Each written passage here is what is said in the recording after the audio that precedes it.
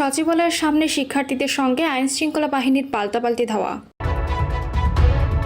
এদিকে উত্তরায় বিমান বিধ্বস্ত, নিহতদের কবরস্থানের জায়গা ঠিক করে দিলেন প্রধান উপদেষ্টা।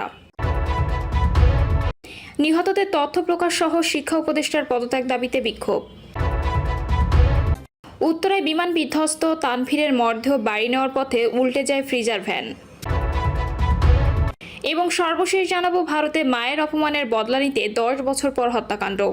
শুনছিলেন সংবাদ শিরোনাম, এবারে বিস্তারিত। উত্তরায় বিমান বিধ্বস্ত, নিহতদের কবরস্থানের জায়গা ঠিক করে দিলেন প্রধান উপদেষ্টা।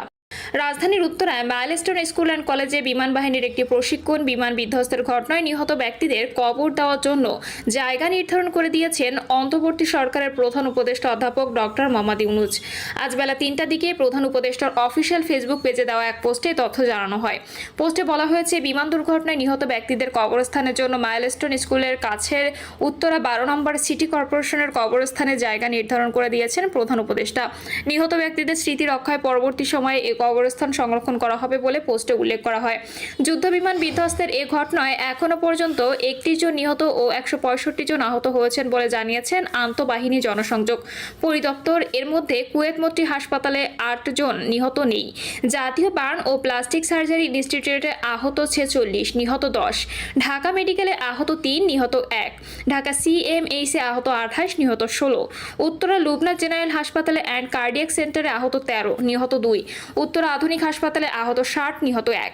উত্তরা ক্রিসেন্ট হাসপাতালে আহত 1 জন, নিহত নেই। শহীদ মনসুর আলী মেডিকেল কলেজ হাসপাতালে আহত 1 জন, নিহত নেই।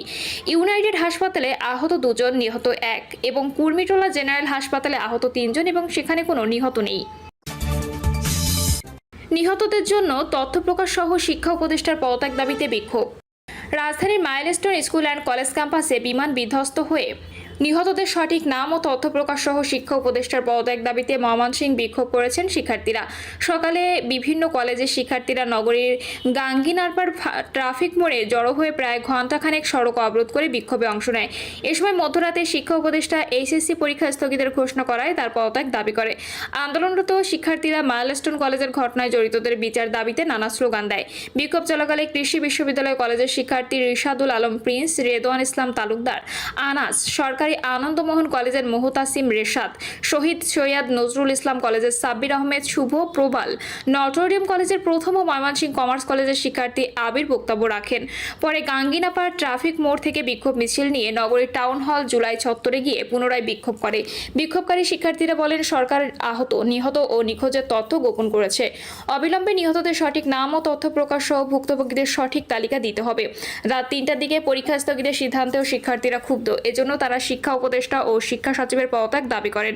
24 ঘন্টার মধ্যে তারা পদত্যাগ না করলে ব্লকেট কর্মসূচি সহ কঠোর কর্মসূচি দেওয়া হবে বলেও হুমকি দেয়।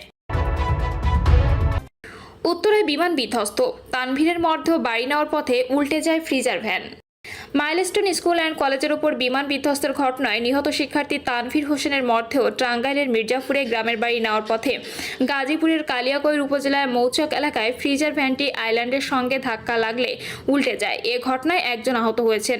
মাইলস্টোন স্কুল অ্যান্ড কলেজের উপর বিমান বিধ্বস্তের ঘটনায় নিহত শিক্ষার্থী তানভীর হোসেনের মরদেহ টাঙ্গাইলের মির্জাপুরে গ্রামের বাড়ি নেওয়ার পথে গাজীপুরের কালিয়াকৈর উপজেলার মৌচাক এলাকায় ফ্রিজার ভ্যানটি আইল্যান্ডের সঙ্গে ধাক্কা লাগলে উল্টে যায়। এই ঘটনায় 1 জন আহত হয়েছেন। পুলিশ সূত্রে জানা গেছে, মাইলস্টোন স্কুল অ্যান্ড কলেজের বিমান দুর্ঘটনায় তানভীর হোসেন নিহত হয়। তার মরদেহ নিয়ে গ্রামের বাড়ি টাঙ্গাইলের উদ্দেশ্যে রওনা দেন। রাত 2টার দিকে গাড়িটি গাজীপুরের কালিয়াকৈর উপজেলার মৌচাক এলাকায় পৌঁছালে মহাসড়কের উপর বিভাজকের সঙ্গে ধাক্কা লেগে ভ্যানটি উল্টে যায়। এ ঘটনায় গাড়িতে থাকা 1 জন আহত হয়। নিহত তানভীরের চাচা ও ইউপি সদস্য আবুল কালাম আজাদ বলেন, তানভীরের মরদেহ নিয়ে আসার সময় কালিয়াকৈর উপজেলার মৌচাক এলাকায় একটি ফ্রিজার ভ্যানটি আইল্যান্ডের সঙ্গে ধাক্কা লাগলে গাড়িটি উল্টে যায়। এ সময় নিহতের চাচাতো ভাই সাইফুল আহত হন। পরে অন্য গাড়িতে করে তানভীরের মরদেহ নিয়ে আসা হয়। ভোর 4টায় তানভীরের মরদেহ বাড়িতে পৌঁছায়। সকাল 10টায় জানাজা শেষে পারিবারিক কবরস্থানে তানভীরকে দাফন করা হয়েছে। ভারতে মায়ের অপমানের বদলা নিতে 10 বছর পর হত্যাকাণ্ড। 10 বছর আগে মায়ের অপমান ও মারধরের প্রতিশোধ নিতেই শুরু হয়েছিল এক তরুণের পাগল করা খোঁজ। ঘটনাটি যেন কোনো বলিউড সিনেমার গল্প, তবে বাস্তবতা নির্মমতা এতে আরও গভীর। এই গল্প লখনৌর সোনু কাশ্যপের, যিনি মায়ের অপমানের প্রতিশোধ নিতে দীর্ঘ 1 দশক ধরে রাস্তায় রাস্তায় ঘুরেছেন অপরাধী মনোজকে খুঁজতে। এক প্রতিবেদনে এই খবর দিয়েছে ভারতীয় সংবাদ মাধ্যম এনডিটিভি। শেষমেশ বন্ধুদের নিয়ে পরিকল্পনা করে খুন করেন মনোজকে, যিনি নারকেলের পানি বিক্রি করতেন। প্রতিশোধের পর বন্ধুদের পার্টি দেওয়ার প্রতিশ্রুতিতেই তার বন্ধুরা হত্যায় সহায়তা করে, কিন্তু খুনের পরে পার্টির ছবি সোশ্যাল মিডিয়ায় পোস্ট হওয়ার পর পুলিশের জালে ধরা পড়ে সবাই। ঘটনা শুরু প্রায় 1 দশক আগে। সোনুর মায়ের একটি তুচ্ছ বিষয়কে কেন্দ্র করে মারধর করেছিলেন মনোজ। ঘটনার পর এলাকা ছেড়ে পালিয়ে যান মনোজ। মায়ের অপমান ও লাঞ্ছনায় ক্ষুব্ধ সোনু প্রতিশোধ নেওয়ার সংকল্প করে খুঁজতে থাকেন মনোজকে।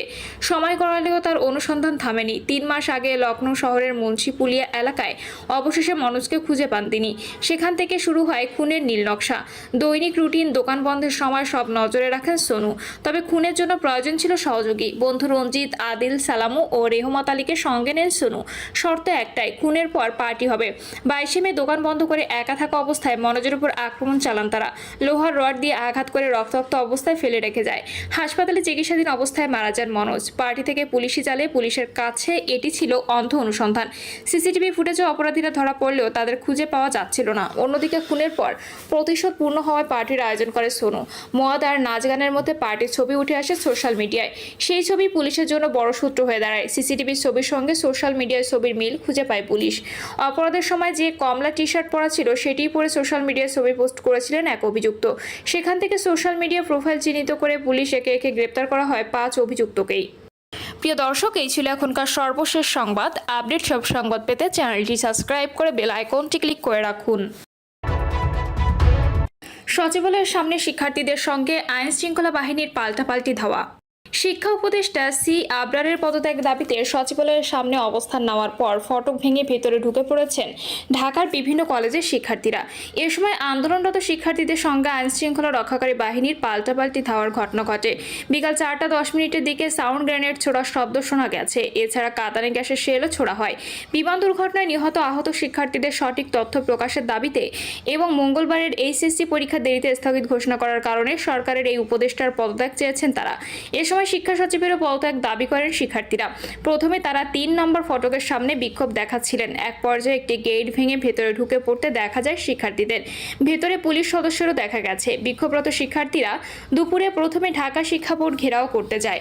সেখান থেকে বেলা 1:30টার দিকে সচিবালয়ের সামনে আসে তারা। বিকাল 3:45টার দিকে শিক্ষার্থীরা ফটক খুলে সচিবালয়ের ভেতরে প্রবেশ করেন। এরপর সচিবালয়ের ভেতর পার্কিং অবস্থায় থাকা বেশ কয়েকটি গাড়ি ভাঙচুরের ঘটনা ঘটে। গাড়ি ভাঙচুরের জেরে শিক্ষার্থীদের উপর চড়াও হন আইন শৃঙ্খলা বাহিনীর সদস্যরা। পরে পুলিশ ও সেনাবাহিনীর সদস্যরা শিক্ষার্থীদের সচিবালয় থেকে বের করে দেন। এরপর সচিবালয়ের সামনে পাল্টাপাল্টি ধাওয়ার ঘটনা ঘটে। গতকাল উত্তরার মাইলস্টোন স্কুল অ্যান্ড কলেজের বিমান বাহিনীর প্রশিক্ষণ বিমান বিধ্বস্তের ঘটনায় প্রাণহানির পর আজকের এইচএসসি ও সমমান পরীক্ষা বাতিলের দাবি করেছিলেন শিক্ষার্থীরা। রাত পর্যন্ত পরীক্ষা স্থগিতের কোনো সিদ্ধান্ত না এলেও ভোররাত 2:45টার দিকে তথ্য উপদেষ্টা মাহফুজ আলম জানান যে পরীক্ষা স্থগিতের সিদ্ধান্ত নেওয়া হয়েছে। এরপরেও বিক্ষুব্ধ শিক্ষার্থীরা শিক্ষা উপদেষ্টা ও শিক্ষা সচিবের পদত্যাগ দাবিতে আজ সচিবালয়ের সামনে অবস্থান নেন এবং এক পর্যায়ে তারা পুলিশের বাধা উপেক্ষা করে সচিবালয়ে ঢুকে পড়েন।